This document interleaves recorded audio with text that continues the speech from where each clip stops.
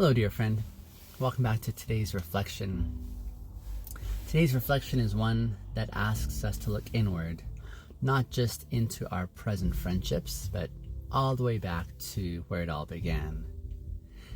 We're calling it the "What did you learn about friendship growing up, and how is that playing out in your adult life now?" question. Now, this is not a light question. This is a vulnerable excavation. And because friendship isn't something we're taught in a classroom, it's something we absorb over time, right? From the playground, or from dinner tables, from silence, from being picked last, or never even being picked at all. We learn friendship before we ever understand what it really means. But what we learned isn't always what we need now, is it? So today I want to invite you into a space of reflection, of deep reflection, a space where integrity and intimacy are going to guide us through. Integrity for me means the alignment of our inner values with our outer actions. And intimacy, literally, I say, is intimacy.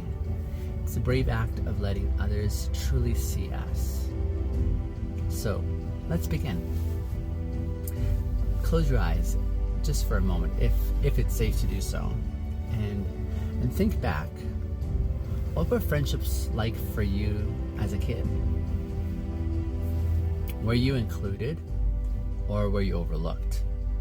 Did you feel chosen, or more like a backup plan? Were you allowed to show up as you were, or did you have to perform to belong?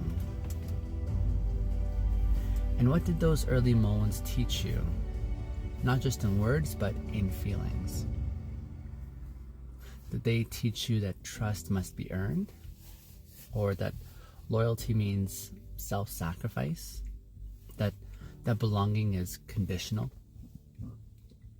These are the roots, and whether we know it or not, many of us are still living by them.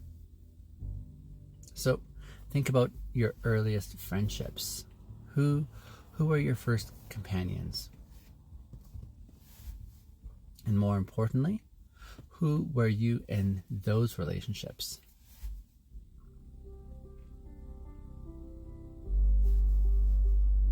Were you the giver, perhaps?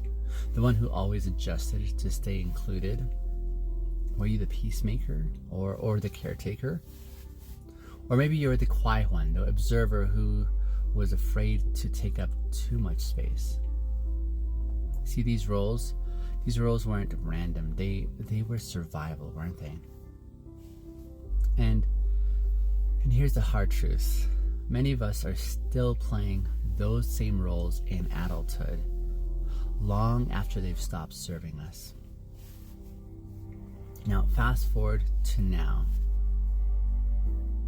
Do you notice yourself replaying these same patterns?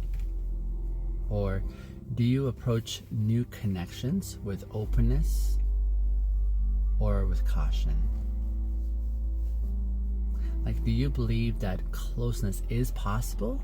Or do you secretly wait for that moment when it's all gonna fall apart?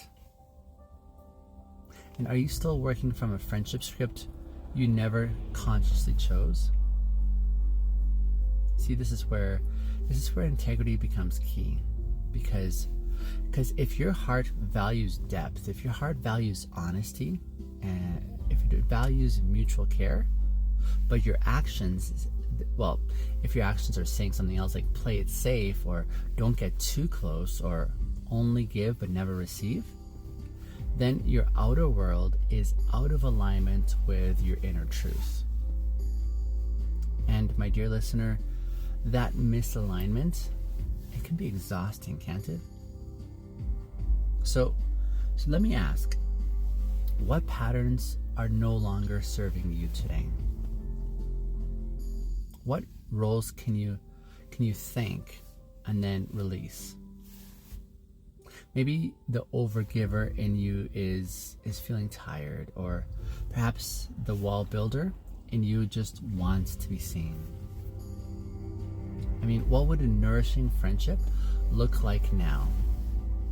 One that's not based on fear, not based on the old rules, but one that's based on the truth of who you are and what you need. This is where intimacy comes in. Intimacy. Into me, seeing. Can you, my dear listener, let someone see not just your bright side, but also see your needs and your doubts and your whole self? That's the kind of friendship that heals, but it can only grow in the soil of integrity, where what's inside matches what's shown outside. If this all feels overwhelming, I want to offer you some gentle entry points. Consider perhaps writing a letter to your younger self. Tell them what friendship can look like now, what you know is possible. Or maybe draw your friendship timeline and look at the patterns along the way, the turning points, the chapters that shaped you. Or you can simply just ask yourself, if I believed I could rewrite my friendship story, where would I begin? Because you can, and it's never too late to start building something new. As we close, let's take one more deep breath. And as you do so, ask yourself, what did I learn today about my friendship story? And what am I ready to carry forward? And just as importantly, what can I gently let go of with gratitude? You don't have to perform to be chosen. You don't have to minimize yourself to stay included. You don't, my dear listener, have to stay misaligned. Especially to friendships out of a sense of loyalty. You are not bound to the friendship blueprint you were given. You can build something new, like something real, something that's rooted in integrity and that's full of intimacy. So maybe this week, your next step could look like reaching out with honesty and not just politeness. Or maybe it's sharing a vulnerable truth with someone who feels safe to you. It could be setting a boundary with someone who's never really seen you. You see, each of these is a way of saying, I'm ready to live in alignment with who I am, and I'm also ready to let myself be seen.